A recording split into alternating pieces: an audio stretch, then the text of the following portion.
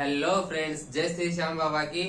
तो मैं वापस आ गया हूँ आपके अपने चैनल वीएस क्लासेस पे। और जो आज की अपनी क्लास है वो 12वीं क्लास के ऊपर है। 12वीं क्लास का चैप्टर है।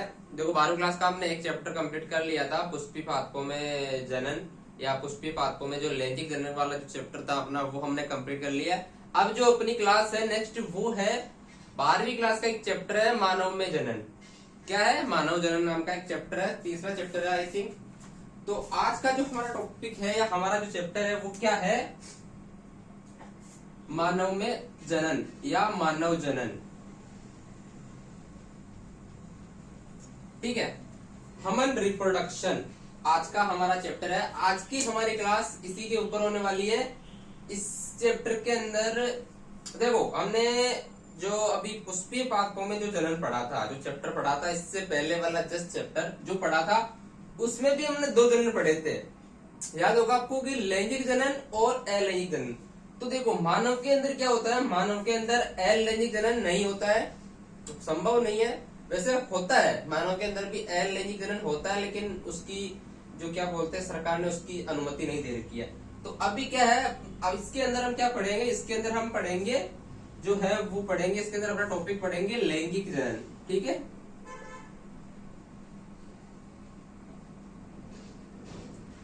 लैंगिक जनन हमारा चैप्टर तो यही है, मानव जनन।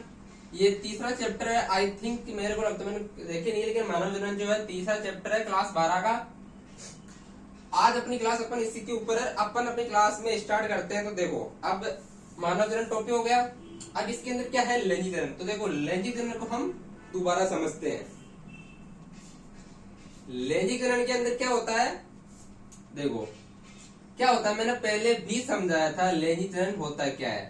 तो एक तो नर युग्मक, क्या नर युग्मक प्लस मादा युग्मक।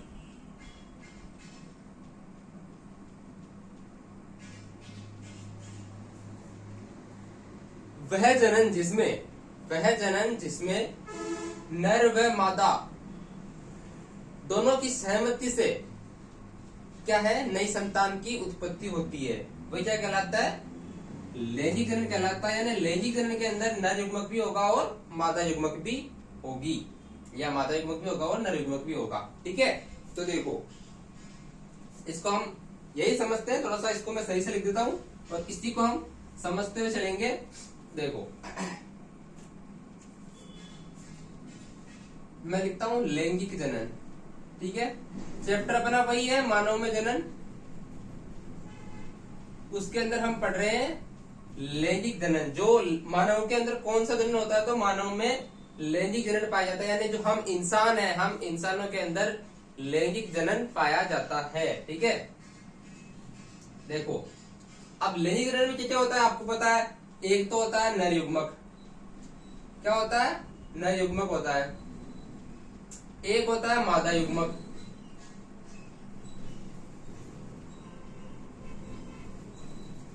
ठीक है, नर युग्मक और मादा युग्मक। अब देखो, नर युग्मक और मादा युग्मक के योग से क्या बनेगा? इससे बनेगा हमारा युग्मनज। क्या बनेगा इससे? इससे हमारा बनेगा युग्मनज। ठीक है, यानी नर युग्मक और मादा युग्मक जब मिलेंगे तो क्या बनेगा? युग्मनज बनेगा। और युग्मनज से क्या बनेगा? युग्मनज आगे विकसित होकर क्या बनाएगा? युग्मनज आगे विकसित होकर बनाएगा भ्रूण। क्या बनाएगा? भ्रूण बनाएगा। और भ्रूण आगे विकसित होकर क्या बनाएगा? नई संतान बनाएगा। नई संतान या नया जीव, कुछ भी लिख लो। ठीक है, संतान या जीव। ठीक है, देखो, लैंगिक जनन के अंदर होता क्या है? एक नर युग्मक और एक मादा युग्मक दोनों मिलते हैं। दोनों मिलते हैं तो क्या बनता है? युग्मनज बनता है। और युग्मनज से क्या बनता है? युग्मनज से भ्रूण बनता है। भ्रूण से नई संतान या जीव जो है हम बनते हैं। जो बच्चा पैदा होता है, बच्चा कैसे बनता है? सबसे पहले नर युग्मक और मादा युग्मक मिलेंगे। ठीक है, यानी शादी के बाद में जो प्रोसेस होती है। ठीक है, उसमें से नर और मादा युग्मक मिलेंगे, फिर उन दोनों की मिलने से क्या बनेगा, युग्मनज बनेगा, युग्मनज से क्या बनेगा, भ्रूण बनेगा, और भ्रूण से फिर बच्चा बनेगा। यही हमने जो पौधों में देखा था, पौधों में भी ऐसा ही होता है, ऐसा ही मानवों में होता है। ठीक है, अब देखो आपको पता है, इसको मिटा दूं मैं, इसका स्क्रीनशॉट ले लेना एक बार। ठीक है, देखो अब एक बार अपन थोड़ा सा और आगे इसमें आगे बढ़ते हैं। ठीक है, देखो क्या होता है कि जो नर युग्मक होता है इसमें कितने होते हैं, यानी इसमें कितने गुणसूत्र होते हैं, मतलब नर युग्मक में एक युग्मक में कितने गुणसूत्र होते हैं, 46। एक युग्मन में मतलब कितने गुणसूत्र होते हैं, 46 गुणसूत्र होते हैं। 46 ही नर युग्मक में होते हैं और 46 ही किसमें होते हैं, मादा युग्मक में होते हैं। क्या गुणसूत्र, 46 क्या होते हैं, गुणसूत्र। अब देखो एक टॉपिक याद रखना है यहाँ पे कि जब जनन कोशिकाओं के अंदर ना, यहाँ पे अब इनके बीच में क्या होता है, इनके बीच में अर्धसूत्री विभाजन होता है। अर्धसूत्री विभाजन जो है वो जनन कोशिकाओं में होता है। तो देखो अर्धसूत्री विभाजन की डेफिनेशन क्या है कि मतलब मात्र कोशिकाओं, जो कोशिकाएं होती है वो मात्र कोशिकाओं की आधी रह जाती है। ठीक है, तो देखो जब इसमें जब नर जनन की जनन कोशिकाओं में समसूत्री विभाजन होगा तो ये क्या करेगा, ये 46 जो है ये 2 में डिवाइड हो जाएंगे, यानी एक 23 गुणसूत्र ये बना लेगा, एक 23वां गुणसूत्र होगा ये बन जाएगा। यहाँ पे क्या हुआ, यहाँ पे हुआ अर्धसूत्री विभाजन। क्या हुआ इसमें, अर्धसूत्री विभाजन, अर्धसूत्री विभाजन। ठीक है, अर्धसूत्री विभाजन से क्या हुआ, जो 46 गुणसूत्र थे वो 2 में डिवाइड हो गए, 23 के 2 जोड़े बन गए। ठीक है, ये नर युग्मक में हुआ। ऐसा ही क्या होता है, ऐसा ही मादा युग्मक में होगा। तो इसके भी क्या करेंगे, इसके भी कितने बन जाएंगे, 2 जोड़े बन जाएंगे। ठीक है, 2 जोड़े बन जाएंगे। अब क्या होगा, अब भाई ऐसे तो ना दोनों तो मतलब उसके अंदर संतान के अंदर जा नहीं सकते, क्योंकि अब आपको कितने होते हैं, 46 और 46 कितने हो गए, ये इतने गुणसूत्रों कोई आदमी होता है क्या, नहीं होता है ना। तो देखो इसमें से क्या होता है, एक जो 23 गुणसूत्र होते हैं ये, और एक 23 गुणसूत्र मादा के, ये क्या होते हैं, ये कम हो जाते हैं। और जो ये दोनों होते हैं ना, ये दोनों जुड़ के जो नई संतान बनती है उसके अंदर वापस से 46 गुणसूत्र बन जाते हैं। अब देखो 46 गुणसूत्र कैसे आए, वो ऐसे आए। देखो हम कहते हैं ना कि इसके अंदर माँ बाप दोनों के गुण आ गए। जब कोई बच्चा होता है तो अब अपन देखते हैं कि अगर जैसे कि मान लो मैं हूं, अब मैं हूं तो अगर मान लो मेरा डीएनए टेस्ट करवाया जाए तो मेरा डीएनए मतलब मेरे गुणसूत्र मेरे माँ से भी मतलब क्या बोलते हैं, मेरे माँ से भी मिलेंगे और मेरे पापा के भी, यानी मेरे अंदर आधे गुणसूत्र मेरी माँ के हैं और आधे गुणसूत्र मेरे पापा के हैं। तो मेरे माँ और पापा के गुण, जो अपन सिंपल में गुण बोलते हैं कि इन दोनों में माँ बाप के लक्षण आ गए, इसमें माँ बाप दोनों के लक्षण है। तो वैसे जो लक्षण है, जो वो गुण है, वो कैसे आते हैं, वो ऐसे आते हैं। क्योंकि एक गुणसूत्र में 46 मतलब एक ही कोशिका में 46 गुणसूत्र होते हैं, एक और 46 गुणसूत्र, जो 46 गुणसूत्र होते हैं उस कोशिका में क्या होता है, उस जनन कोशिका में क्या होता है, अर्धसूत्री विभाजन होता है। और अर्धसूत्री विभाजन जो होता है वो 2 मतलब जो गुणसूत्र कोशिका होती है उसको 2 में डिवाइड कर देता है। उन 2 में से क्या होती है, एक दोनों की एक कैंसर हो जाती है और 2 आपस में मिलकर वापस 46 गुणसूत्र बना लेती है। ठीक है, और एक मेन बात यहाँ पे याद रखना कि जो अर्धसूत्री विभाजन है ना, मैं लिख दूं यहाँ पे स्टार लगा के लिख देता हूं कि अर्धसूत्री विभाजन केवल जनन कोशिका में ही होता है। जो अर्धसूत्री विभाजन होता है ना,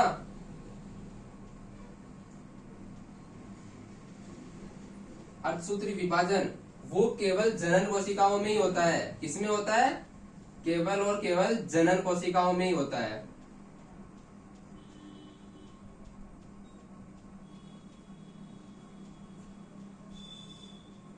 यहाँ पे एक ऐड कर लेना, केवल जनन कोशिका में ही होता है। बाकी जो शरीर की सारी कोशिकाएं है ना, उसमें सब में समसूत्री विभाजन होता है। ठीक है, ये इंपॉर्टेंट लाइन है कि याद रख लेना इसको। जो अर्धसूत्री विभाजन होता है वो केवल जनन कोशिका में ही होता है और बाकी शरीर की सभी कोशिकाओं में समसूत्री विभाजन होता है। अर्धसूत्री विभाजन क्या करता है कि जो एक कोशिका होती है उसको दो में डिवाइड कर देता है। जो मात्र कोशिका, ये पूरी मात्र कोशिका है। अब ये मात्र कोशिका कितनी रह गई? आधी रह गई, है ना। इसकी डेफिनेशन ये है कि मात्र कोशिकाओं की आधी रह जाती है। तो ये देखो, इसकी भी आधी रह गई, इसकी भी आधी रह गई, दोनों ने मिलके एक कोशिका बना ली पूरी। ठीक है, चलो अब हम क्या करते हैं, अब हम जो लैंगिक जनन है इसका स्क्रीनशॉट ले लो फटाफट। ले लिया? चलो ठीक है।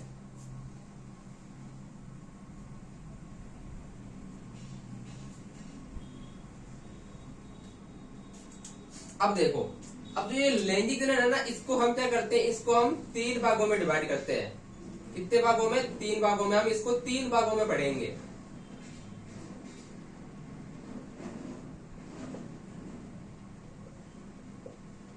इस चैप्टर के अंदर हम इसको जो लैंगिक जनन है इसको क्या करेंगे, 3 भागों में पढ़ेंगे। ठीक है ना, ताकि अच्छे से समझ में आएगा, मतलब अच्छे से समझ में आ जाए। देखो, अब वो 3 भाग कौन कौन से हैं? पहला निषेचन, निषेचन पूर्व घटना।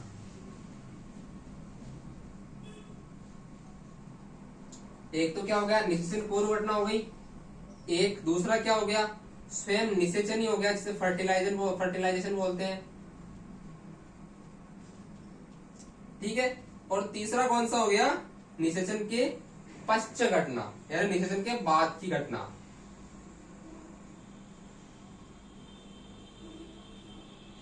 निषेचन पश्चात घटना, शब्दों को पकड़ा ना आप। पश्चात यानी बाद। हम किसमें पढ़ेंगे कि एक तो निषेचन पूर्व यानी निषेचन से जो पहले की घटना, ठीक है, फिर हम पढ़ेंगे निषेचन, फिर हम पढ़ेंगे निषेचन के बाद की घटना। यानी अभी जो मैंने समझाया था वो क्या था, वो निषेचन वाला पार्ट था, निषेचन के अंदर आता था, तो वो एक बेसिक टॉपिक था, उसको हम दोबारा समझेंगे और अच्छे से। ठीक है, इन तीनों में हम इस लैंगिक जनन को पढ़ेंगे इस चैप्टर के अंदर। ठीक है,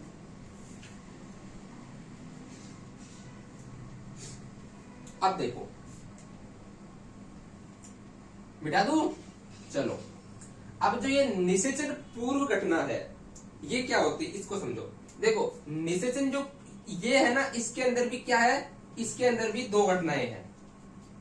इसके अंदर भी 2 कौन सी है, एक क्या होती है, एक होती है युग्म जनन। क्या है, एक है युग्म जनन। ठीक है, एक क्या है, युग्म जनन, और एक क्या है, युग्मक स्थानांतरण। दूसरी क्या है, युग्मक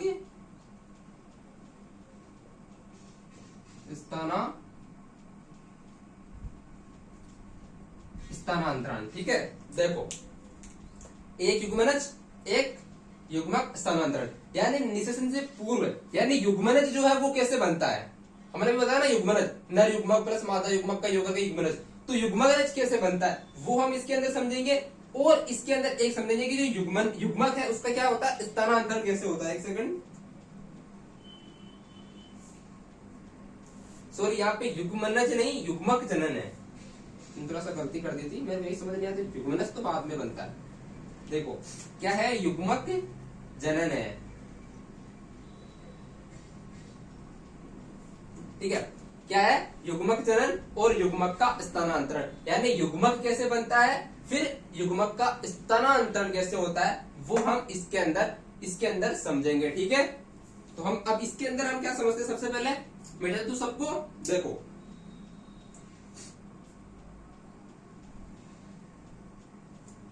अब सबसे पहले हम युग्मक जनन को समझ लेते हैं कि युग्मक का जनन कैसे होते हैं, उसको समझ लेते हैं। ठीक है,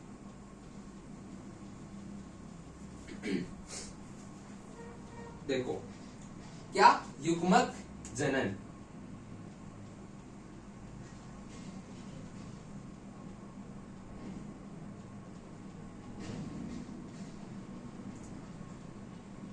युग्मक जनन, इसकी डेफिनेशन क्या है, सिंपल सी, कि वह प्रक्रिया जिसमें युग्मक का निर्माण होता है। सिंपल सी लाइन है ये कि वह प्रक्रिया, क्या, वह प्रक्रिया जिससे क्या होता है, युग्मक का निर्माण। ठीक है, वह प्रक्रिया जिससे युग्मक का निर्माण होता है क्या कहलाता है, युग्मक जनन कहलाता है। ठीक है, अब देखो ये युग्मक जो जनन होता है ना, ये भी क्या होता है, ये दो भागों में ये भी डिवाइड होता है। मतलब ये भी युग्मक जनन, देखो युग्मक है तो नर के युग्मक अलग होंगे और मादा के युग्मक अलग होंगे। देखो इसको हम ऐसे भी लिख सकते हैं, देखो इसके क्या होते हैं, एक तो देखो नर युग्मक होंगे, क्या नर युग्मक, ठीक है, और एक होंगे मादा युग्मक। दो युग्मक होते हैं ना, नर और मादा दोनों होते हैं। ठीक है, तो जो नर युग्मक होते हैं ना, उनको हम क्या बोलते हैं, उनको नर युग्मक को हम शुक्राणु भी बोलते हैं। लड़कों को तो बेसिकली पता होगा ये, और आजकल तो सबको पता होता है। नर युग्मक को क्या बोलते हैं हम, शुक्राणु भी बोलते हैं। ठीक है, और इसको मादा युग्मक, इसको क्या बोलते हैं, इसको हम बोलते हैं क्या रे, अंडाणु। अंडाणु या इसको अंड कोशिका भी बोलते हैं। ठीक है, याद रखना ये।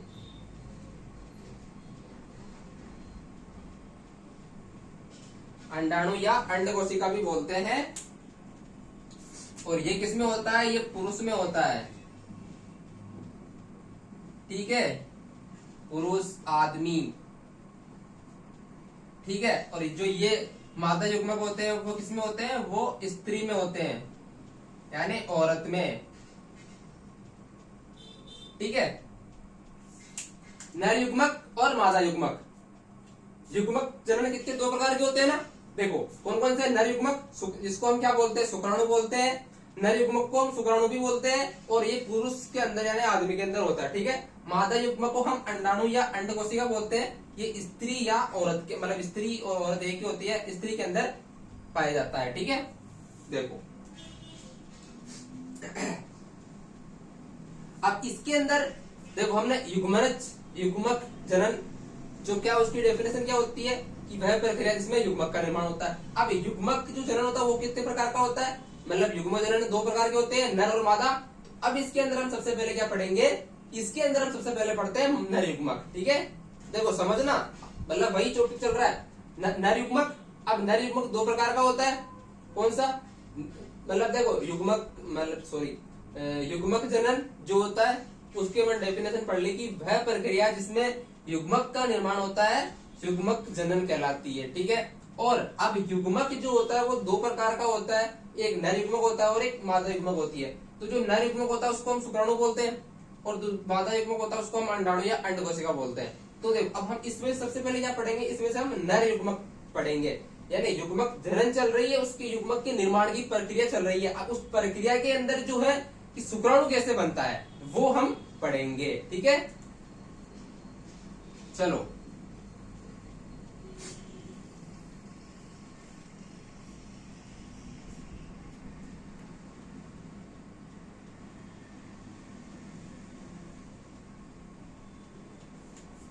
अब हम क्या पढ़ेंगे, देखो अब हम पढ़ते हैं नर युग्मक या शुक्राणु जन भी बोलते हैं इसको, हम पहले लिखते हैं शुक्राणु जनन। ठीक है,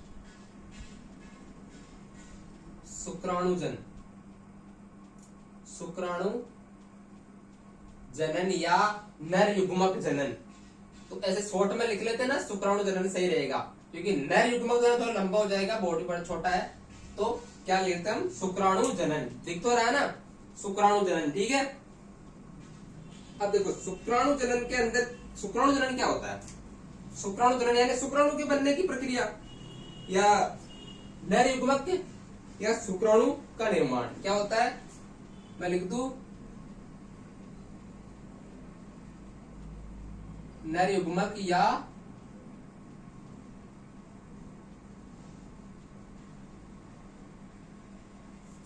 शुक्राणु का निर्माण, नर युग्मक या शुक्राणु का निर्माण। ठीक है, यह प्रक्रिया क्या होती है, शुक्राणु जनन कहलाती है। अब क्या करते हैं हम, अब इस टॉपिक को हम थोड़ा सा यही रोक देते हैं। क्या करते हैं, इसको हम थोड़ा सा रोक देते हैं और अब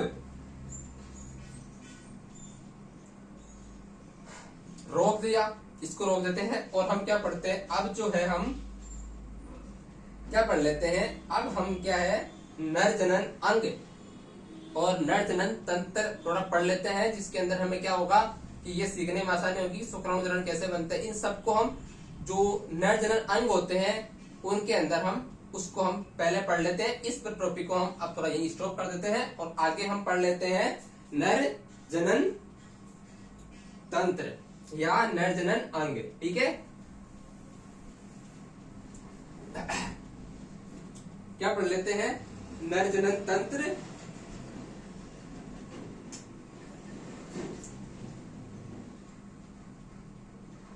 नर जनन अंग या तंत्र। ठीक है,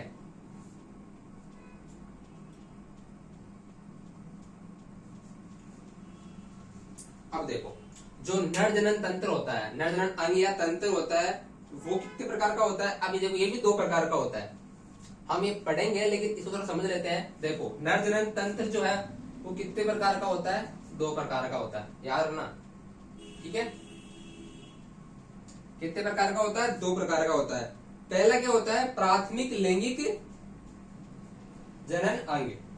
क्या होता है पहला, प्राथमिक लैंगिक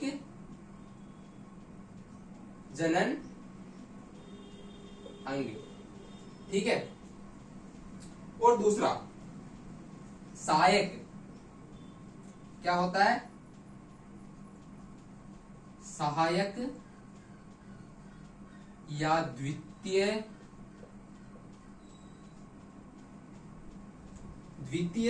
लैंगिक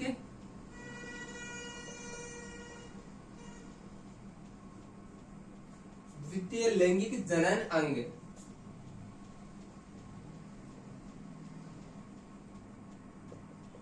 ठीक है, कितने प्रकार का होता है लैंगिक जनन नर जनन तंत्र, दो प्रकार का होता है।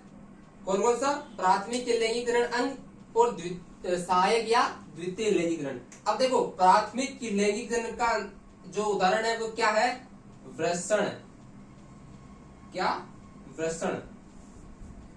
प्राथमिक लैंगिक जनन का उदाहरण क्या है, वृषण। ठीक है, एक ही है जो प्राथमिक लैंगिक जनन जो अंग होता है, जो नर का प्राथमिक जनन अंग है वो क्या है, वृषण है। ठीक है, हम क्या पढ़ रहे हैं, नर जनन अंग या नर जनन तंत्र। तो जो प्राथमिक लैंगिक जनन अंग है नर का, आदमी का, वो क्या होता है, वृषण होता है। और देखो जो सहायक अंग होते हैं वो कौन कौन से होते हैं।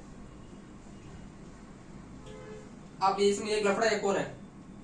ठीक है, वो क्या है वो क्या है कि जो सहायक या द्वितीय लैंगिक जनन अंग है ना, ये क्या है, ये भी दो प्रकार के होते हैं। कितने प्रकार के होते हैं, दो प्रकार के। ठीक है ना, आप बोलोगे भैया क्या पढ़ा रहे हो कि मस्ती कर रहे हो। सब दो दो प्रकार के, हाँ ऐसे अच्छे से समझ में आएगा। एक क्या होती है, एक होती है जो एक होता है सहायक ग्रंथियां। थोड़ा सा इसको आगे बढ़ा लू मैं। क्या होती है, एक होती है सहायक ग्रंथियां, सहायक ग्रंथियां। ठीक है, और एक क्या होता है,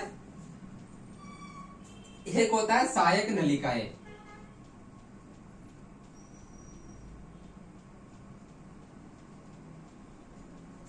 एक क्या होता है, एक होता है सहायक नलिकाएं। देखो नर जनन जो अंग होते हैं और जो नर जनन तंत्र होता है उसके अंदर प्राथमिक लैंगिक जनन अंग तो वृषण होता है। सहायक या द्वितीय लैंगिक जनन अंग जो है वो दो भागों में डिवाइड होता है, एक सहायक नलिकाएं और एक सहायक ग्रंथियां। ठीक है, तो देखो जो सहायक ग्रंथियां होती है वो कौन कौन सी है। सबसे पहले शुक्राशय, क्या आपने नाम सुना होगा शुक्राशय, ठीक है, शुक्राशय, ठीक है। एक शुक्राशय हो गया। एक क्या हो गया, आपने नाम सुना होगा एक प्रोस्टेट ग्रंथि, प्रोस्टेट ग्रंथि, ठीक है। शुक्राशय ये नहीं, मैं कोमल कह देता हूं, अच्छे से समझ में आएगी, ठीक है। शुक्राशय, प्रोस्टेट ग्रंथि, और एक क्या होती है बल्बो यूरेथ्रल, एक ग्रंथि होती है, उसको हम बोलते हैं, क्या बोलते हैं इसको, बल्बो, नाम थोड़ा अजीब है,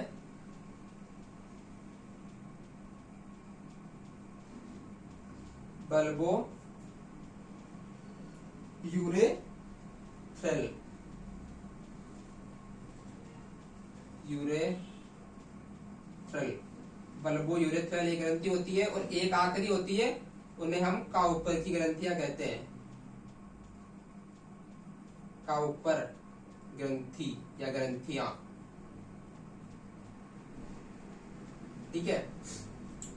शुक्राशय ग्रंथि, प्रोस्टेट ग्रंथि, बल्बो यूरेथ्रल ग्रंथि, काउपर ग्रंथियां या काउपर ग्रंथि ही लिख लो, ठीक है। और अब देखो सहायक नलिकाएं क्या क्या होती है।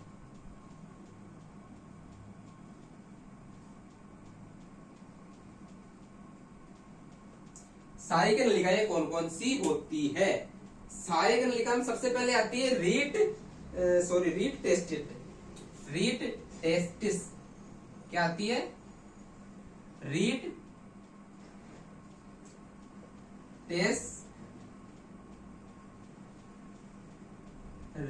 टेस्टिस एक सहायक नलिका होती है इसकी, ठीक है। एक क्या होती है, एक होती है शुक्र वाहिका, इसमें शुक्राणु बहते हैं, शुक्र वाहिका, और एक होती है अधिवर्षण, क्या होती है, अधिवर्षण,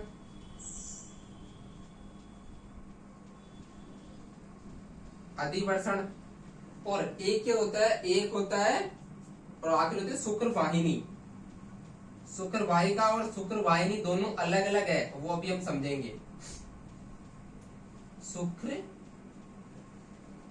वाहिनी, ठीक है। देखो ये चार्ट फटाफट छाप लो, स्क्रीनशॉट ले लो इसका। सॉरी तबीयत खराब है अभी तक।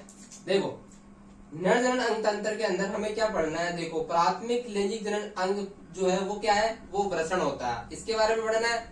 फिर सहायक या द्वितीयक लैंगिक जनन अंग जो होता है वो दो भागों में डिवाइड होता है, एक सहायक ग्रंथियां और दूसरा सहायक नलिकाएं। क्या होता है दूसरा, सहायक नलिकाएं।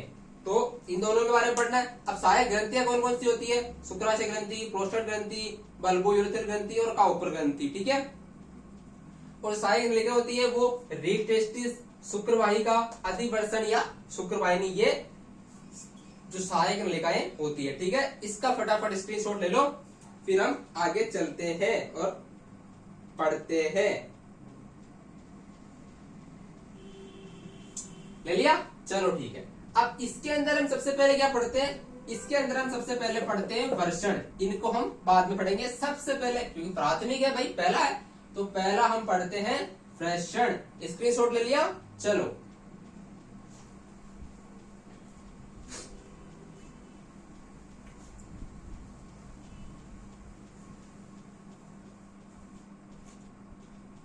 अब हम पढ़ते हैं वर्षण। देखा क्या वर्षण, देखा होगा रे, आराम करो लड़कों।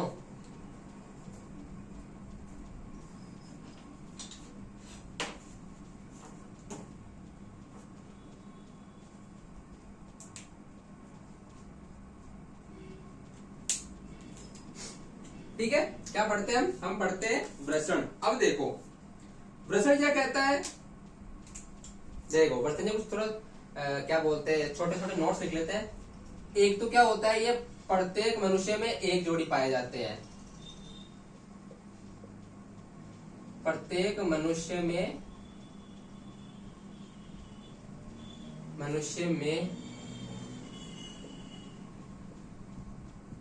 एक जोड़ी वृषण पाए जाते हैं। ठीक है।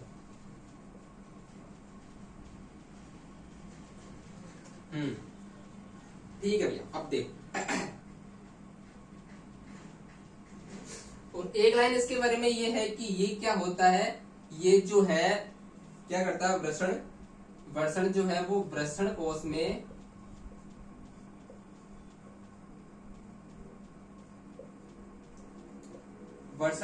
में शरीर से बाहर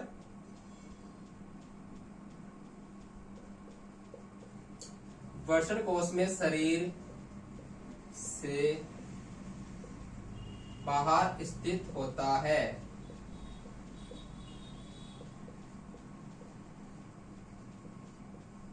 ठीक है।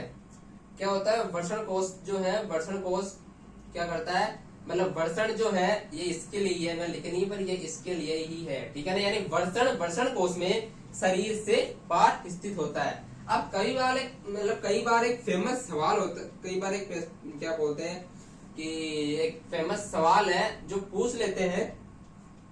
वो सवाल क्या है कि ये जो वृषण होता है वो शरीर से बाहर स्थित क्यों होता है। जो वृषण होता है ना वो वृषण कोश में शरीर से बाहर क्यों स्थित होता है, अंदर क्यों नहीं हो सकता। तो उसका सीधा सा एक सिंपल सा आंसर है, और वो आंसर क्या है, क्योंकि इसको ना शुक्राणु चरण यानी शुक्राणु बनाने के लिए, शुक्राणु कहाँ बनता है, बेसिकली वृषण में बनता है। तो इसको क्या होता है, शरीर का जो तापमान होता है, इसका एक लाइन है कि अभी आपसे थोड़ा चल नहीं रहा, सेकंड रुको, ये खत्म हो गया मारकर। देखो, शरीर के तापमान से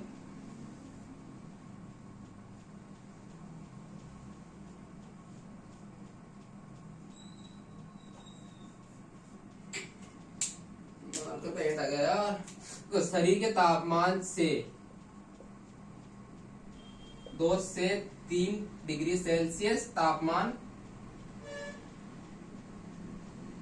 शरीर के तापमान से 2 से 3 डिग्री सेल्सियस तापमान की कमी की आवश्यकता के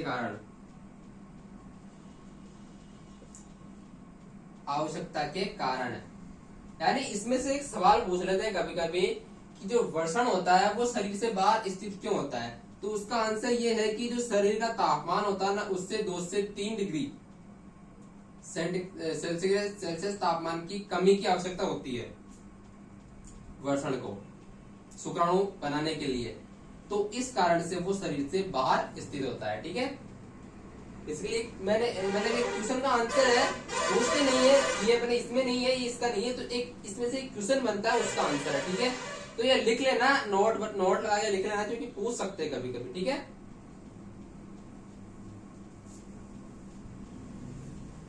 ठीक है। चलो, अब जो हम है, देखो अब हम इसके थोड़ा सा आगे बढ़ते हैं और समझते हैं।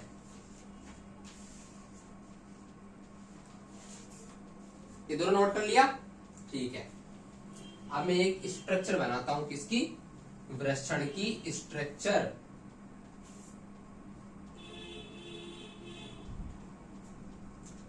देखो मैं इधर बना दूं,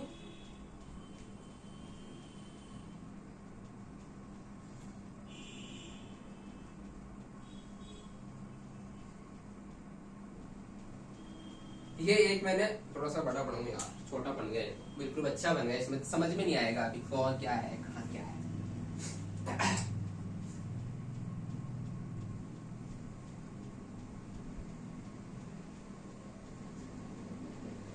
ये एक वर्षण की, मतलब ये एक वर्षण का वो है। और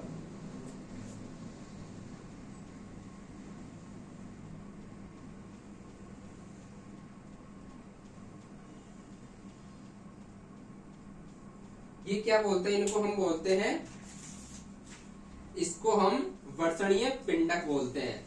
क्या बोलते हैं इसको हम वर्षणीय पिंडक बोलते हैं। देखो ये क्या, ये तो वर्षण है, क्या है ये वर्षण है। और जो ये मैंने बनाया ना अभी, ये वाला, ये ब्लैक पेन से, ब्लैक मार्कर से जो बनाया ये वाला, इसको हम क्या बोलते हैं, इसको हम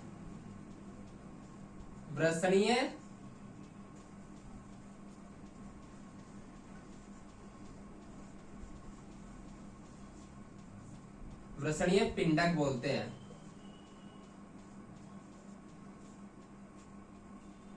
क्या बोलते हैं, वर्षणीय पिंडक। और ये कितने होते हैं, ये ऐसे, इसके अंदर अपना जो वर्षण होता है ना, उसके अंदर ये कितने होते हैं, इनकी संख्या कितनी होती है, 250।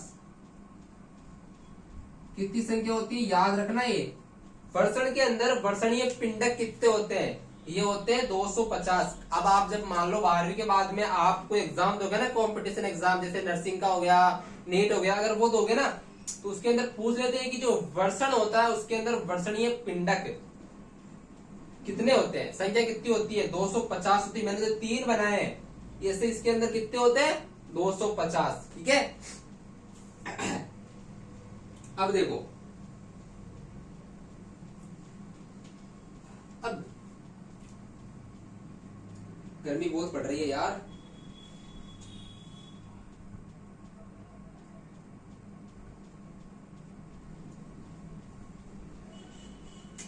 और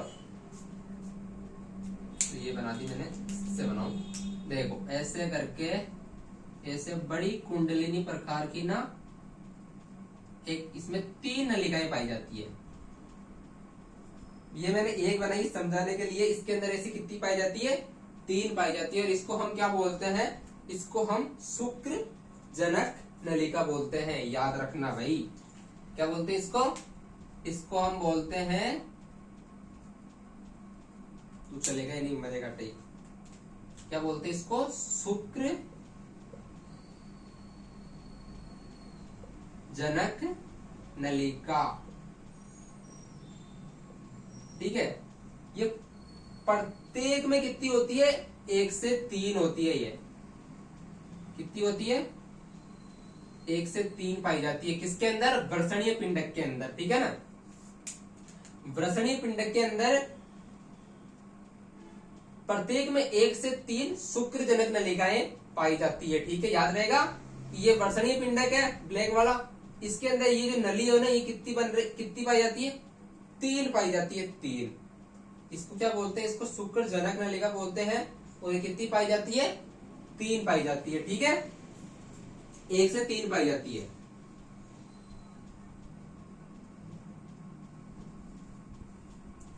अब देखो, अब ये शुक्रजनक नली है, ये कितने प्रकार की होती है, ये 2 प्रकार की होती है। कितने प्रकार की होती है, 2 प्रकार की। देखो ये नली मान लो ये है ना, अब इसको मैं काटूंगा और सामने कर दूंगा ऐसे। ये नली है, इसको ये ऐसे लगी हुई नली है। ठीक है ना। ये वैसे मैंने सीधी बनाई है, बहुत कुंडली नहीं होती है ना, मतलब बट हुई होती है ना, चक्राकार होती है, कुंडली नहीं होती है। देखो ये तो है ना, ऐसे होती है, मतलब कुंडली नहीं होती है। अब ये कोई नली है, अब इसको मैं ऐसे काट सीधा कर दूं, तो ऐसे दिखे गोल गोल अपने को ऐसा ही मिलेगा ना, ऐसा ही मिलेगा ना इसके अंदर। जब इसको काट सीधा कर ऐसा ही मिलेगा, है ना। देख थोड़ा सा बड़ा बना देते इसको।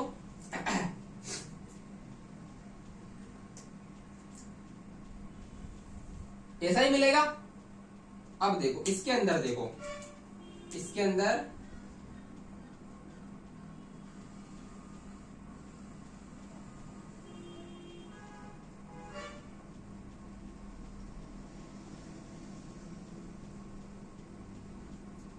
देखो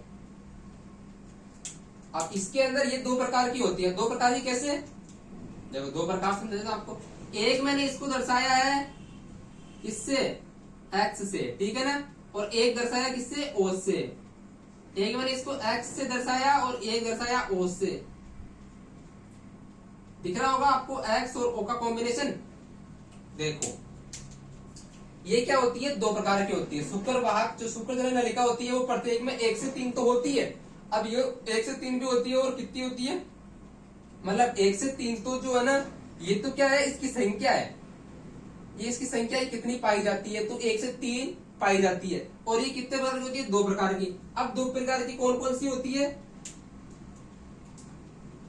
देखो जो ये ओ वाली है, ये वाली जो इससे मैंने ओ से दर्शाया, किस दर्शाया? जिससे मैंने ओ से दर्शाया वो क्या कहलाती है? वो कहलाती है शुक्र जनक नलिका। क्या बोलते हैं इसको?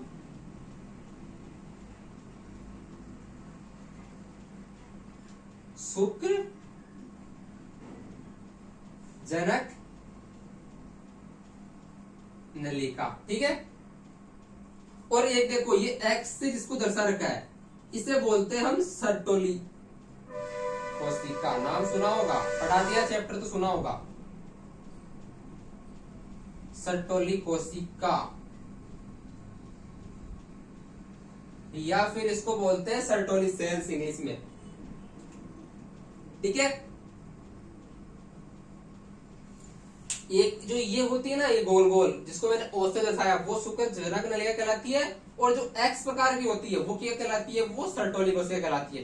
क्या? शुक्र जनक नलिका 2 प्रकार की होती है। शुक्र जनक नलिका एक और एक सर्टोली कोशिका, ठीक है। इस लेव काट के ऐसा करके देखेंगे तो ऐसे दिखाई देगी, ठीक है। चलो देखो वर्षणीय पिंडक समझ में आ गया कौन सा होता है? ये होता है। कितनी संख्या होती है? 250 होती है। अब इसके अंदर ऐसे 1 से 3 नलियां एक वर्षणीय पिंडक के अंदर 1 से 3 शुक्रजनक नलिकाएं पाई जाती है, ठीक है। ये मैंने एक दर्शाई है, ठीक है। और शुक्रजनक नलिका कितनी होती है? दो, मतलब 1 से 3 होती है एक वर्षणीय पिंडक में। और ये जो नलिका होती है वो 2 प्रकार की होती है। एक शुक्राणुजनक नलिका कहलाती है और दूसरी सर्टोली सेल्स या सर्टोली कोशिका कहलाती है, ठीक है। अब देखो अब थोड़ा सा अपन और आगे बढ़ता है। इसको बिठा दूं मैं, इसका स्क्रीनशॉट ले लो फटाफट, ठीक है। चलो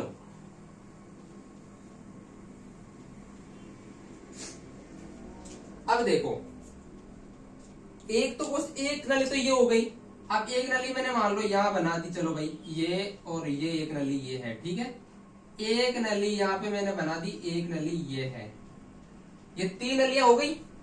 अब देखो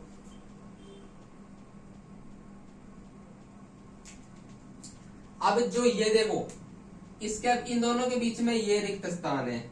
चल ही नहीं रहा बहस किया।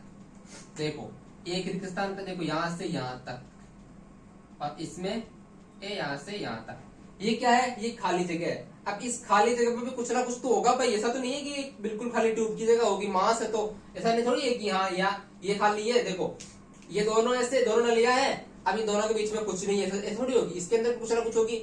इसके अंदर जो कोशिकाएं पाई जाती है, देखो भाई ये दोनों नलिका है, ये दोनों शुक्रजनक नलिकाएं हैं। अब इसके बीच में ये क्या है? ये सिंक जो बीच में खाली स्थान है। अब खाली स्थान है तो वहां ऐसा तो नहीं है कि वहां अंदर भी ऐसा ही होगा, ऐसा नहीं होगा। इसके अंदर भी इसके बीच में भी क्या पाई जाती है? कोशिकाएं पाई जाती है। देखो यहाँ पे जो कोशिकाएं पाई जाती है उसको क्या बोलते हैं? उन कोशिकाओं को बोलते हैं अंतराली कोशिकाएं। मतलब इन दोनों के बीच में, मतलब जो शुक्रजनक नलिका की जो बीच में जो रिक्त स्थान होता है उसमें जो कोशिकाएं पाई जाती है उन कोशिकाओं क्या कहते हैं? या तो अंतराली कोशिका, अंतराली या लीडिंग की कोशिकाएं।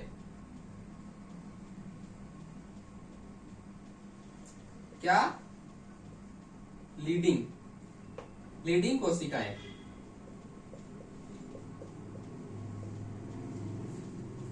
कहां पाई जाती है? शुक्रजनक नलिका के मध्य जो रिक्त स्थान होता है वहां पे अंतराली या लीडिंग कोशिकाएं पाई जाती है, ठीक है। अब इन लीडिंग कोशिकाओं का कार्य क्या होता है? क्या इनका कार्य क्या होता है? अरे पाई जाती है तो कुछ ना कुछ काम तो करती होगी ना। इनका कार्य क्या होता है? इनका कार्य होता है नर हार्मोन का स्त्रावण करना। क्या होता है? नर हार्मोन का स्त्रावण। नर हार्मोन कौन सा होता है मानव में? नर हार्मोन टेस्टोस्टेरोन। कौन सा होता है नर हार्मोन? कौन सा होता है?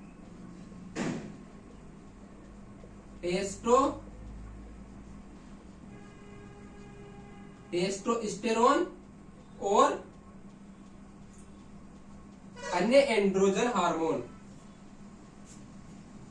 अन्य एंड्रोजन हार्मोन। ठीक है, समझ आया? अंतराली कोशिकाएं या लीडिंग कोशिकाएं, इनका कार्य क्या होता है? नर हार्मोन का ये स्त्रावण करती है। कौन सा नर हार्मोन पाया जाता है मानव में, मतलब मनुष्य में? लड़के में कौन सा हार्मोन पाया जाता है? लड़के में टेस्टोस्टेरोन नाम का हार्मोन पाया जाता है। याद होगा, पढ़ा होगा, टेस्टोस्टेरोन। ठीक है, और अन्य नर हार्मोन। नर हार्मोन के अंदर बेसिकली जो इंपॉर्टेंट होता है वो टेस्टोस्टेरोन ही होता है, और उसके बाद में अन्य हार्मोन जो पाए जाते हैं उसका कार्य भी कौन करती है? लीडिंग कोशिकाएं करती है। ठीक है, और एक कोशिका जो मैंने अभी पहले पढ़ी थी, मैंने उसका मतलब कार्य लिखाया नहीं था, पूछ लेते हैं, वैसे पूछते नहीं। सर्टोली सेल्स, क्या बताया था मैंने? सर्टोलिस कोशिका है ना।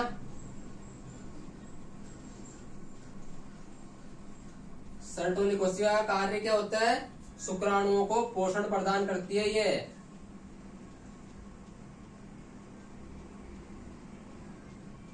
शुक्राणुओं को क्या करती है? पोषण प्रदान करती है, खाना पीना देती है उनको।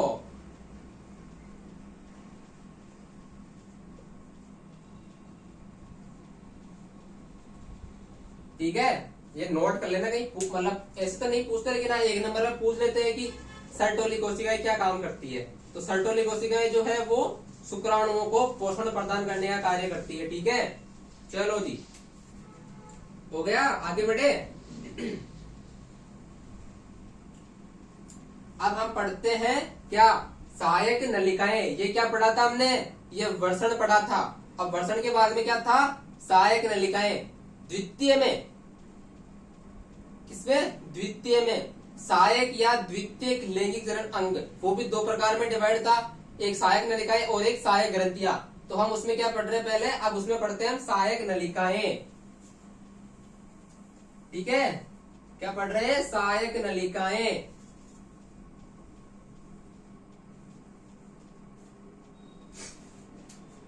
हेडिंग लगाओ, सहायक नलिकाएं। सहायक नलिकाएं। ठीक है, ये भी गया, देखो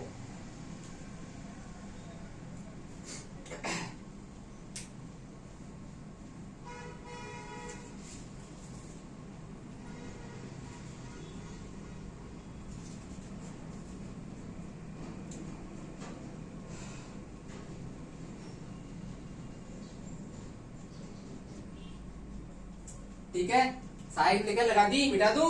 ये लो, मिट गया। अब देखो, अब इसको थोड़ा सा छोटा कर दूं।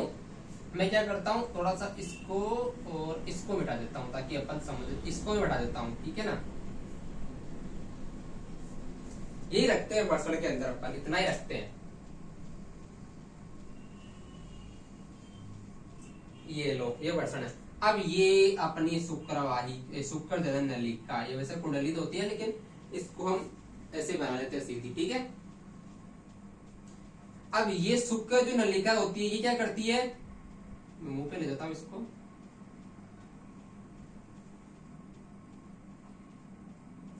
देखो, इसके अंदर है ये, किसने? वर्षणीय पिंडक के अंदर।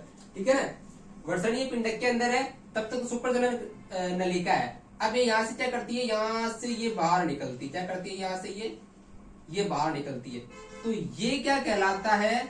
यहाँ पे कौन सी नलिका होती है? ये कौन सी नलिका कहलाती है? जो हमने लिखी थी, रीट टेस्टिस, क्या रीट टेस्टिस नलिका, ये यहां पे होती है। ठीक है, अरे भाई देखो ये अंदर ही अंदर ये है, ठीक है, ये यहां तक, ये पूरी क्या है, ये पूरी शुक्र नलिका है। अब यहां से ये यहां से जुड़ के क्या स्टार्ट हुई, जो नई नलिका निकली जिससे जो बाहर निकल रही है, तो वो क्या है, वो है अपनी शुक्र रीड टेस्टिस नलिका। कौन सी नलिका बोलते हैं उसको, उसको रीड टेस्टिस नलिका बोलते हैं। ठीक है, रीड टेस्टिस समझ में आ गई कहां पे होती है। अब रीड टेस्टिस क्या करती है, ये सारा थोड़ी है कि सारा काम ही कर देगी, ये यहां तक रीड टेस्टिस आती है। ठीक है, अब यहां से क्या होता है, यहां पे वापस से एक नई नली स्टार्ट होती है। ठीक है, जो कौन सी कहलाती है, ये कौन सी नलियां कहलाती है जो यहां से स्टार्ट हुई, ये क्या कहलाती है, ये कहलाती है अपनी शुक्र वाहिका। क्या कहलाती है ये, शुक्र वाहिका। ठीक है, देखो ये अंदर तो ये तो शुक्रजनक नलिका है, इसको मैं वापस लिख देता हूं नाम यहां, शुक्र जनक नलिका। ठीक है, ये शुक्रजनक नलिका हुई। शुक्रजनक नलिका के ऊपर क्या आया, टेस्टिस रेट टेस्टिस नलिका, फिर शुक्रवाहिका। अब शुक्रवाहिका क्या करती है, क्या करती है रे, ना मैं क्या पता, ये यहाँ पे एक अन्य कुंडलित भाग में मिल जाती है। ये बहुत सारा कुंडलित भाग होता है, ऐसा करके नलिका होती है जिसमें ये मिल जाती है। और ये क्या कहलाता है, जो ये कुंडलित भाग होता है ना, ये वाला ये क्या कहलाता है, ये कौन सी नलिका होती है पता है क्या, ये होती है अधिवृषण। क्या होता है ये होता है अधिवृषण, अधिवृषण इसको बोलते हैं। ठीक है, अब अधिवृषण क्या करता है, अधिवृषण के बाद में यहां से एक नली निकलती है जो का मूत्र मार्ग में आके रुकती है, वो क्या कहलाती है, वो कहलाती है शुक्रवाहिनी। जहां से मूत्र मार्ग खुलता है, ये कौन सी नली कहलाती है, ये कहलाती है शुक्रवाहिनी। अब समझ में आया शुक्रवाहिका और शुक्रवाहिनी का अर्थ। मैंने क्यों बोला था कि दोनों अलग अलग होती है, नहीं दिख रहा होगा।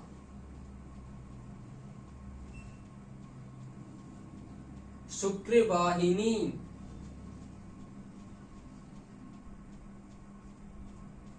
ठीक है, और इधर क्या है, ये मूत्र मार्ग है भाई। ठीक है, क्या है, मूत्र मार्ग, ये मूत्र मार्ग है, ये शुक्रवाहिनी है। देखो 4 नलिकाएं होती है,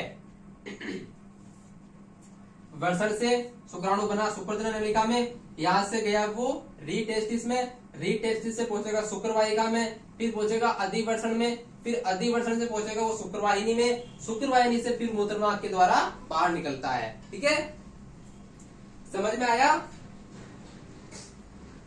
अब देखो ये अपना काम खत्म हुआ है किसका, सहायक नलिका का। जो सहायक नलिका होती है वो हमारी खत्म होगी। डायग्राम से मैंने समझा दिया कौन कहा क्या है। ठीक है, चलो अब आगे बढ़ते हैं।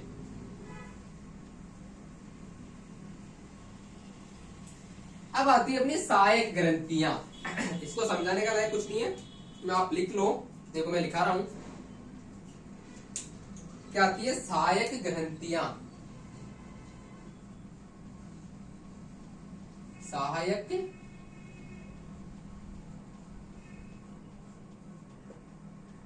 ग्रंथियां। सबसे पहले आती है शुक्राशय।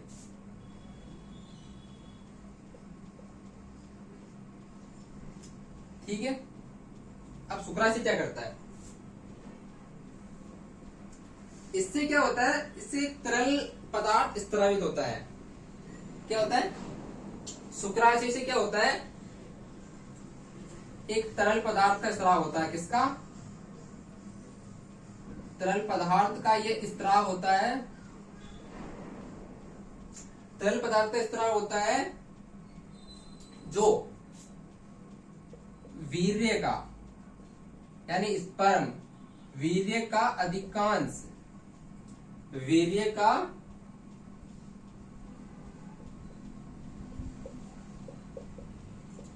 अधिकांश भाग बनाता है।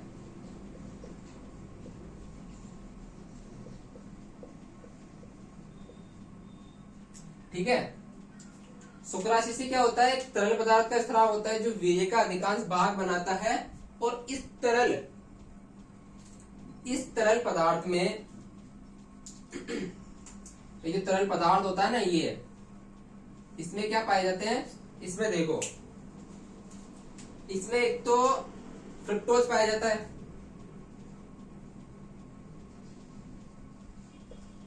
एक तो फ्रुक्टोज पाया जाता है, एक प्रोटीन पाया जाता है। ठीक है। और एक क्या प्रोस्मेलेंगिडीज ऐसा कुछ पदार्थ पाया जाता है, लेकिन आप दो याद रख लो, पता नहीं वो क्या पदार्थ है, मेरे को पता नहीं नाम। एक और से प्रोलैंक्टिक ऐसा पदार्थ कुछ पाया जाता है, लेकिन दो मेन है। आप ये तो याद रखो, एक तो फ्रुक्टोज पाया जाता है, एक प्रोटीन पाया जाता है। ठीक है। और दूसरी क्या होती, दूसरी ग्रंथि कौन सी थी?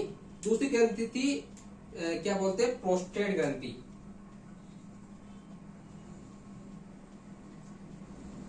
प्रोस्टेट ग्रंथि।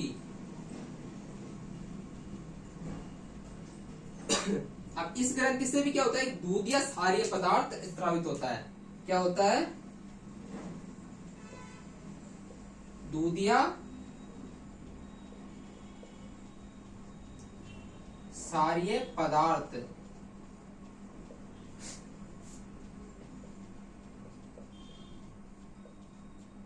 स्रावित होता है।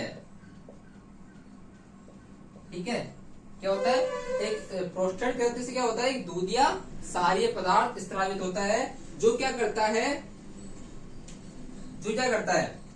ये क्या करता है कि जो मूत्र मार्ग में, इसका काम क्या है?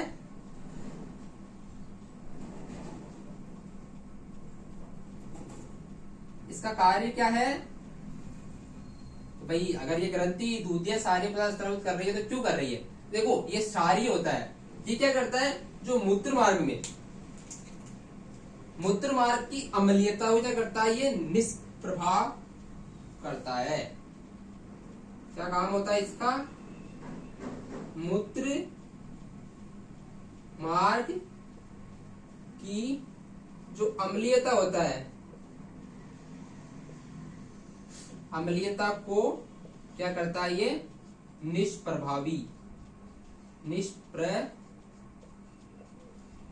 निष्प्रभावी करता है। ठीक है। क्या करता है? प्रोस्टेट ग्रंथि से क्या होता है? दूध या क्षारीय पदार्थ स्रावित होता है, जो क्या करता है? मूत्र मार्ग की अम्लीयता को निष्प्रभावी करने का काम करता है। ठीक है। नोट कर लो और स्क्रीनशॉट ले लो फटाफट, फिर आगे बढ़ते हैं। थोड़ा सा और बचा है, एक लाइन का और बचा है, एक ग्रंथि और बची अपनी। कर लिया? चलो भाई।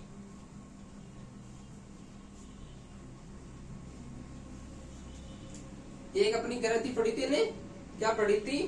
का ऊपर की ग्रंथि। एक ग्रंथि एक और थी इसके अंदर, कौन सी? का ऊपर ग्रंथि। ठीक है। ये क्या करती है? इससे भी क्या होता है? तरल पदार्थ का चिकनाहट को बनाए रखता है। क्या होता है? इससे भी क्या होता है? एक तरल पदार्थ का स्राव होता है, तरल पदार्थ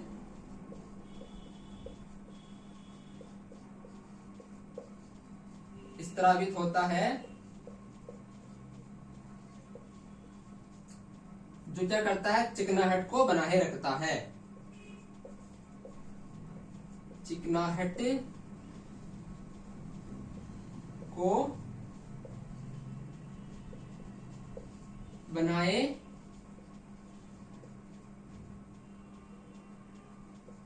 रखता है। ठीक है।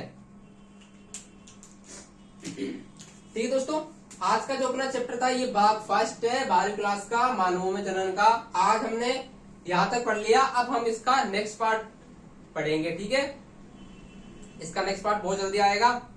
यहाँ तक पढ़े, यहाँ तक समझे और वीडियो अच्छा लगा हो तो प्लीज लाइक करें, सब्सक्राइब करें और फॉलो क्या बोलते हैं शेयर भी करना है, कमेंट भी करना है, मेरे को बताना है कि वीडियो कैसा लगा, मेरे पढ़ाने टेक्निक कैसी है, कैसा क्या समझ में आया। और अच्छे से पढ़ते रहिए, आगे बढ़ते रहिए। आपके एग्जाम बहुत जल्द आने वाले हैं, आधा साल चला गया, आधा और बचा है, तो जल्दी जल्दी करिए कोशिश। ठीक है, मिलते हैं नेक्स्ट पार्ट के साथ में, तब तक के लिए जय श्री श्याम।